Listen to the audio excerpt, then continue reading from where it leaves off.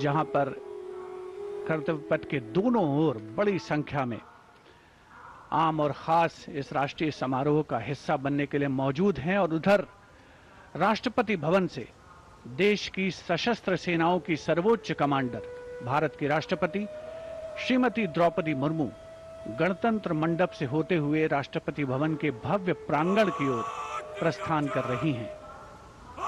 राष्ट्रपति महोदया के साथ हैं इस साल के गणतंत्र दिवस समारोह के हमारे खास मेहमान, हमारे विशिष्ट अतिथि, यूरोपीय परिषद के अध्यक्ष श्री एंटोनियो कोस्टा और यूरोपीय आयोग की अध्यक्ष उर्जुला फॉन डेन लॉयन।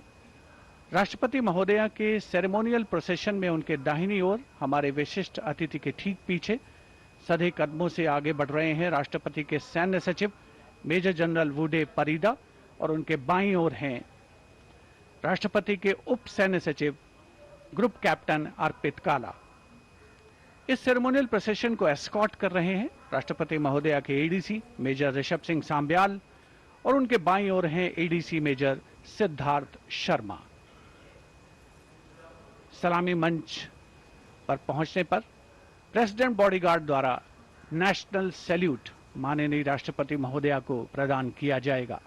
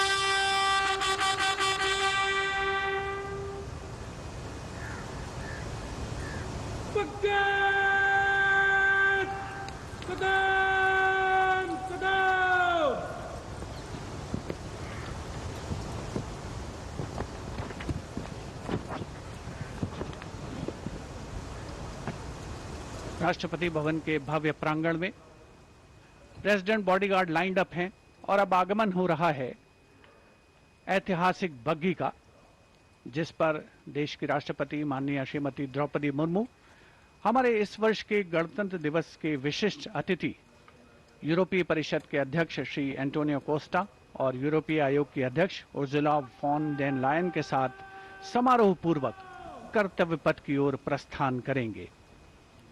राष्ट्रपति के अंगरक्षक दुनिया की सबसे पुरानी रेजिमेंट्स में शामिल।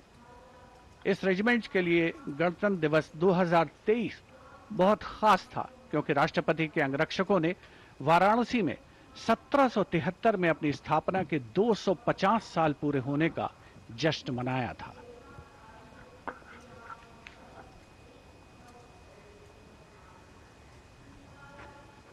The President's bodyguard, which will escort the Supreme Commander, the President of India, to the saluting basin. This is a splendid view of the forecourt of Rashtrapati Bhavan, the official residence of the President of India.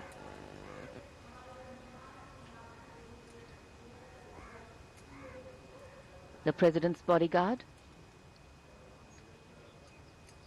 getting ready to take their positions. And just to give you a context of the placement, riding to the right of the President's buggy is the Commandant of the President's bodyguard, Colonel Amit Perwal, VSM, and he's leading this elite body of mounted warriors astride his charger, Meghdoot.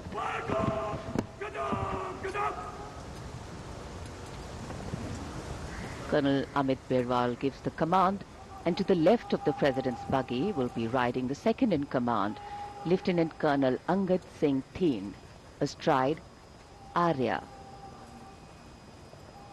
The presidential buggy, a symbol of India's rich history, traditions and culture, is being led by Naib Risaldar Jitendra, mounted on Longstride.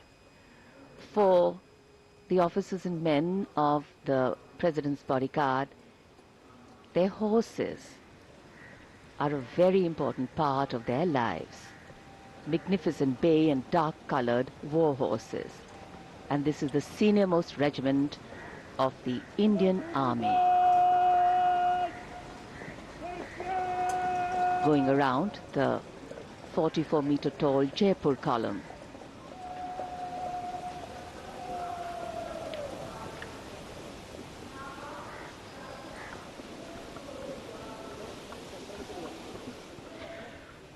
माननीय राष्ट्रपति जी का काफिला सलामी मंच की ओर और यहाँ सलामी मंच कर्तव्य पथ पर आगमन दुनिया के सबसे बड़े लोकतंत्र के प्रधानमंत्री श्री नरेंद्र मोदी का,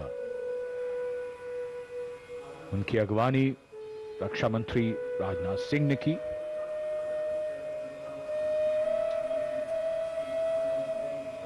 सबका अभिवादन स्वीकार करते हुए माननीय प्रधानमंत्री आज के समारोह के लिए मौसम बेहद शानदार, धूप खिली हुई, जनवरी की सर्द सुबह लेकिन बहुत बढ़िया मौसम,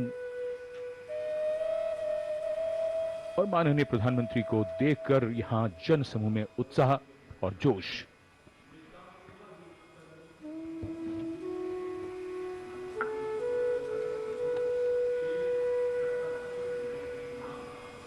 Prime Minister Narendra Modi having arrived at the saluting base, greeting people on either side of the saluting base and the enclosures.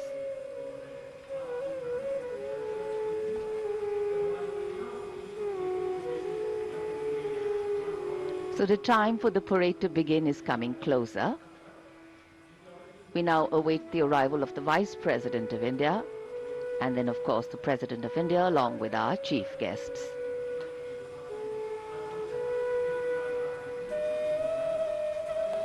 This is also a moment that the present audience here has been waiting for, to see their leaders close, and the strains of Shubh Swagatam welcome the venue, welcome the people, welcome the dignitaries.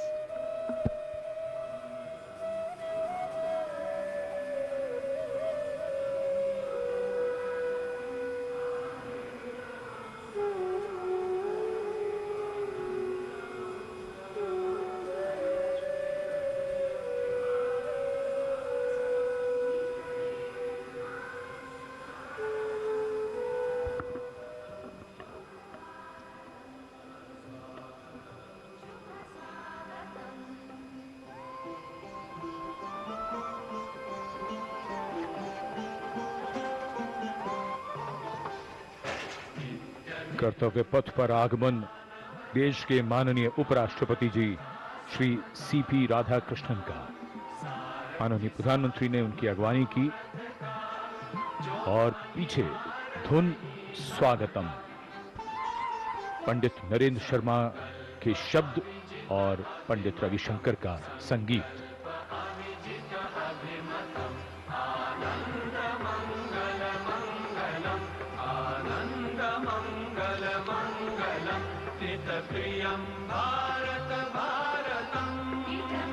Warm handshakes, warm greetings, deep respect, protocol, privilege, all on display here. And of course here, privilege of the President's bodyguard to escort the President of India to the saluting base.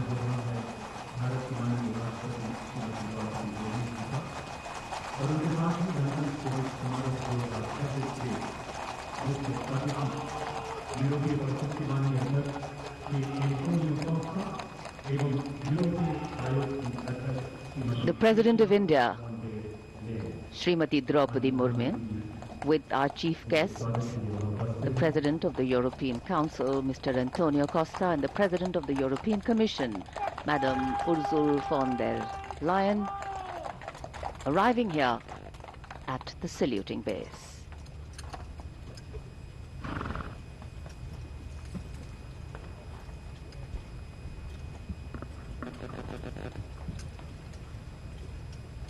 We extend a very warm welcome to President European Council, His Excellency Mr. Antonio Luis Santana Costa, a leading corporate political figure recognized for It's always a proud moment for each and every one of us when we welcome our foreign friends, our foreign dignitaries and special invitees here to celebrate along with us.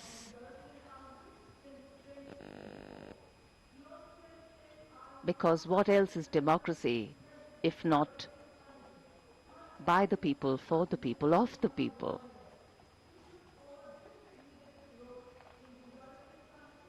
President Murmu, India's constitutional head, being welcomed here at the saluting base.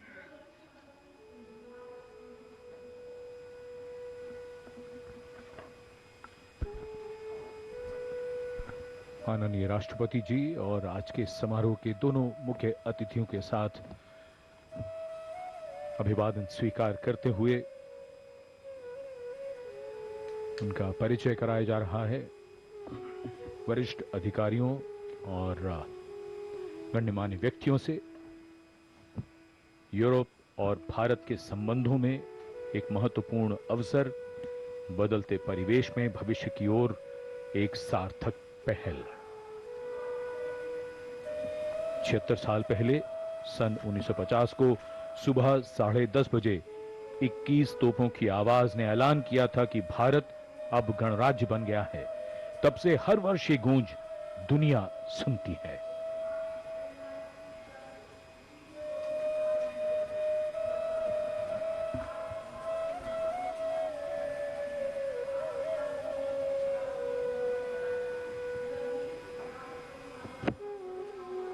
In fact, the India-EU relations have entered a phase of renewed strategic momentum, with both sides intensifying engagement, underscoring mutual commitment across trade, investment, energy, space and agriculture.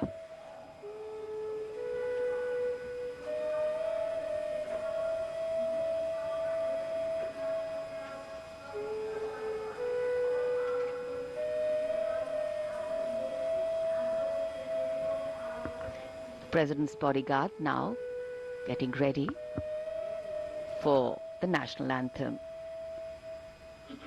The moment the dignitaries have taken their places.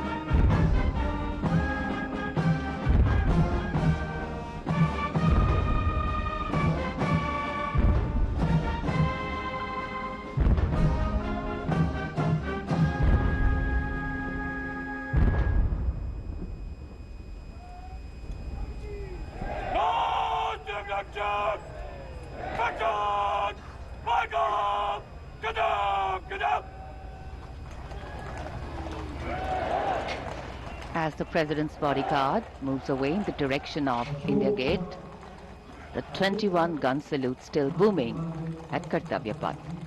And now the investiture ceremony.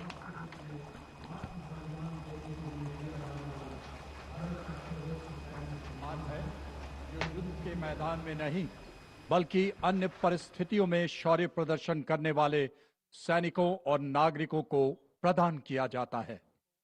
सम्मानित अशोक चक्र पदक आकृति गोलाकार पदक सोने से मढ़े कांस्य से निर्मित, पदक का व्यास 35 मिलीमीटर का, अग्रभाग पर 24 तीलियों का अशोक चक्र अंकित। यह चक्र निरंतर गतिशीलता, कर्तव्य और धर्म का प्रतीक होता है। चक्र के चारों ओर और कोई अतिरिक्त अलंकरण नहीं होता। यह उसकी सादगी और गरिमा को दर्शाता है। रिबन गहरे रंग का, मध्य रेखाएं नारंगी, हरा रंग जीवन, साहस और आशा का प्रतीक और नारंगी धारियां त्याग, बलिदान और राष्ट्र भक्ति का द्योतक। 29014 ग्रुप कैप्टन शुभांशु शुक्ला, उड़ान pilot. 29014 group captain Shubhanshu Shukla ने भारतीय वायुसेना की उड़ान शाखा में फाइटर पायलट के रूप में 17 जून 2006 को कमीशन प्राप्त किया और वर्तमान में वायुसेना मुख्यालय वायु भवन में पदस्थापित और 1 फरवरी 2020 से अंतरिक्ष संस्थान इसरो में प्रतिनियुक्त हैं। वे एक युद्धक विमान दल, फाइटर कॉम्बैट लीडर, एक प्रायोगिक टेस्ट पायलट हैं और वे प्रतिष्ठित गगनयान प्रोग्राम के लिए चुने गए गगन यात्रियों में से एक थे। 25 जून 2025 को एक्सियम 4 मिशन के तहत ग्रुप कैप्टन शुक्ला ने निडरता और आत्मविश्वास के साथ अंतर्राष्ट्रीय अंतरिक्ष स्टेशन ISS के लिए 20 दिनों की यात्रा के लिए आगे बढ़े, जो भारत के मानव अंतरिक्ष उड़ान कार्यक्रम के लिए एक मील का पत्थर साबित हुआ। वे अंतर्राष्ट्रीय अंतरिक्ष स्टेशन पर जाने वाले पहले भारतीय और 4 दशकों से भी अधिक समय के अंतराल के बाद अंतरिक्ष में यात्रा करने वाले दूसरे भारतीय बने। मिशन के दौरान आपने अंतर्राष्ट्रीय अंतरिक्ष स्टेशन में रहते हुए कई जटिल प्रयोग किए, जो कि सूक्ष्म गुरुत्वाकर्षण, मानव शरीर, मनोविज्ञान और अंतरिक्ष में इस्तेमाल होने वाले आधुनिकतम पदार्थों पर आधारित था। अंतरिक्ष यात्रा से जुड़ी अत्यधिक चुनौतियों और खतरों के बावजूद आपने अदम्य साहस का प्रदर्शन किया और पूरे मिशन के दौरान संयम बनाए रखा। आपने अंतरिक्ष के जोखिम से भरे प्रतिकूल वातावरण में अत्यधिक शारीरिक तनाव, विकिरण दुष्प्रभाव, मांसपेशियों की क्षति सहित अन्य स्वास्थ्य संबंधी गंभीर खतरे, बदली शारीरिक अवस्थाएं और मनोवैज्ञानिक तनाव का सामना करते हुए असाधारण साहस, असीम धैर्य और प्रशंसनीय मानसिक दृढ़ता का प्रदर्शन किया। ग्रुप कैप्टन शुभांशु शुक्ला को अदम्य साहस, उत्कृष्ट शौर्य के लिए अशोक चक्र से सम्मानित किया जाता है। Group captain Shubhanshu Shukla.